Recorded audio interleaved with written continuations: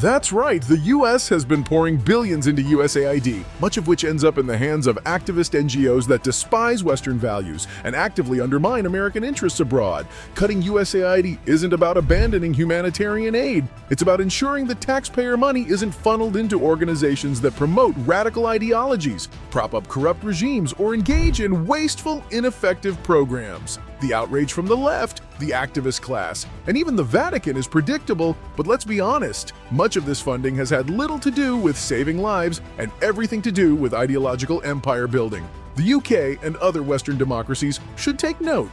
Why should hardworking citizens bankroll projects that often make the world more dangerous rather than better? What's your take? Do you think more countries will follow America's lead, or will they cling to the status quo? Absolutely. It's amazing, isn't it? I mean, everyone knows about government waste, and we often talk about it. But when someone comes along and actually tries to stop government waste, there are all of these howls. What Elon Musk and his Doge team found in USAID, and it's merely the surface of it, what we've actually read about, is an incredibly corrupt, wasteful, and what's more, anti-American system.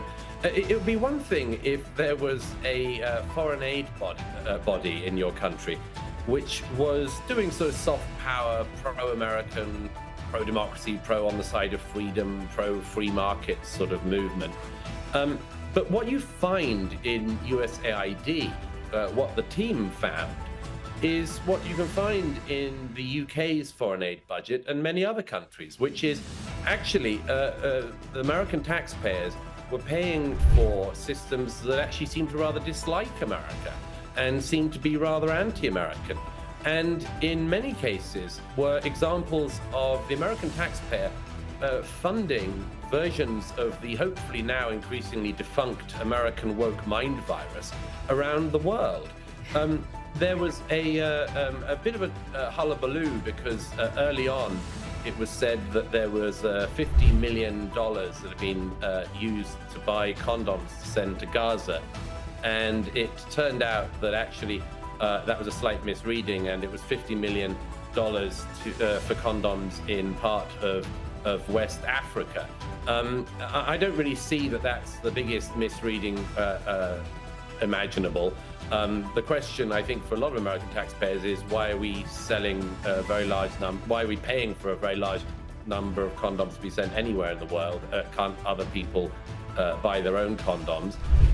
But I mean, that's just at the sort of easier end of it. I mean, there were things like the American taxpayer was paying for people to have sex changes in Colombia, and when the Democrats and certainly the international critics of Elon Musk and Doge weigh in on this, I have a challenge for them, which is, you know, if you think the American taxpayer is so flooded with money that they can pay for Colombian sex changes, and if you think it's absolutely outrageous that that fund should have been stopped, there's a great opportunity, you know, for all of the left-wing governments in Australia and elsewhere.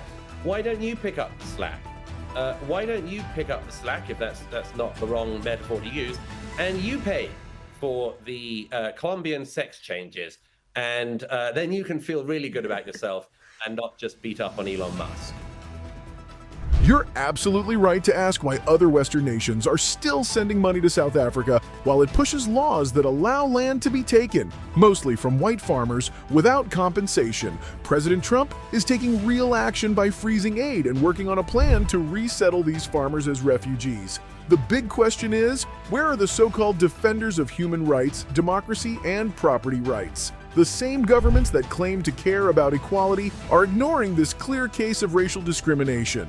They don't want to admit that South Africa's policies are unjust because it doesn't fit their narrative. Instead of funding a government that's attacking property rights and causing economic chaos, Western nations should be cutting aid and helping those who are being targeted. Trump is leading the way. Will anyone else step up? Yes. South Africa is heading down the same road as Zimbabwe. Corruption, crime, and bad policies, like taking land without compensation, are driving the country into chaos. Well, because, of course, the corrupt ANC in South Africa in particular loves receiving international aid money and loves squirreling it away into their own pockets. I saw that myself in South Africa in recent months. You know, all of the dauphins, the princelings of the ANC leadership, all drive around, including in townships like Soweto, in Ferraris and Lamborghinis and the most extraordinarily expensive cars.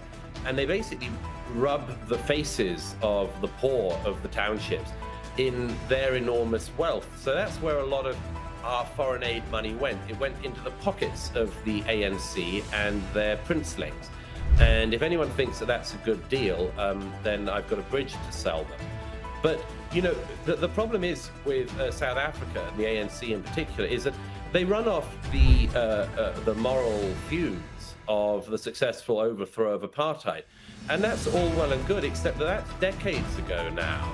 And just because you were part of the anti-apartheid movement does not mean that for the rest of time you should be allowed to be corrupt and to misgovern your country and to loot your country and to pretend that there's something better about you, when in actual fact, in the case of the South African government, they oversee the most appalling poverty still in their country, which does not have to be the case. South Africa is a country of great promise if it was governed well. There's no reason why a government that literally cannot even keep the lights on in Johannesburg and Cape Town should be regarded as some kind of moral arbiter or deserving of aid. If they want to misgovern themselves, then that's one thing. But misgoverning themselves with our financial support is something else entirely. Zimbabwe did the same thing, and it led to economic collapse, food shortages, and extreme poverty. South Africa is now seeing power blackouts, failing infrastructure, and businesses pulling out because they don't trust the government. If things don't change, South Africa will keep getting worse. The real question is, will Western nations finally admit the truth, or will they keep pretending everything is fine? Oh yeah, I mean, you know, the fastest way to advance in South African politics still is to try to pretend that the white farmers, for instance, are some kind of overlord privileged class and they must be waged war on. You remember that one of the candidates at the last elections in South Africa, who really did rather well, led people in the stadium to the charming war cry of shoot the Boers, or shoot the white farmers, is effectively what he was saying. So that is actually something that should demand international attention. It's not a popular cause, it seems, for some reason. But if we do believe in anti-racism, if we do believe that people shouldn't be racist, then that goes every way. And people who are targeted for murder and for the theft of their land, or their farmland in South Africa, but just because they're white, that cause should be taken up by people just as much as if black farmers in South Africa in the past had been persecuted in the same way. It's just a total lack of consistency on that.